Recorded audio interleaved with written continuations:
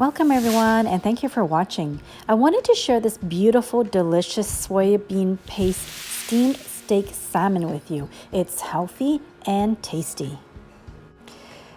The first thing you're going to need to do is rinse a large salmon steak and pat it dry with a paper towel. This soybean paste is fragrant and flavorful. When you open it, you can smell it. It's so yummy. The salmon steak I'm using is about 2 inches thick and about 8 inches long. Now remember, adjust your seasoning according to the size of your salmon steak.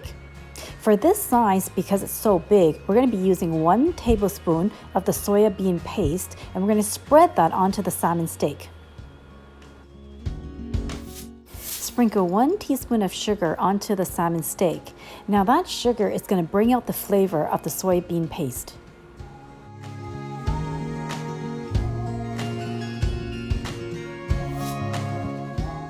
Drizzle 1 tablespoon of soy sauce onto the salmon steak.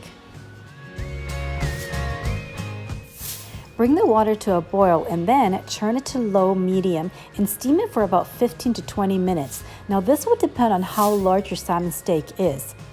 Check your salmon steak. It should be slightly raw in the middle where the bone is.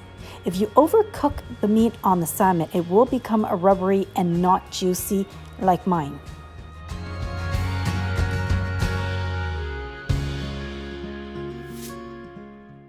You will need 3 to 4 long green onion stems. Now I'm harvesting them from my backyard, but you can purchase them at the supermarket.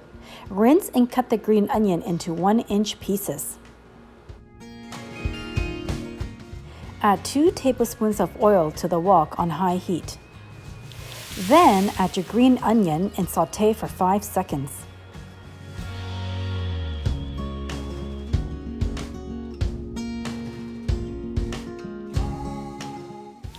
Drizzle the oil and the green onion on top of your salmon.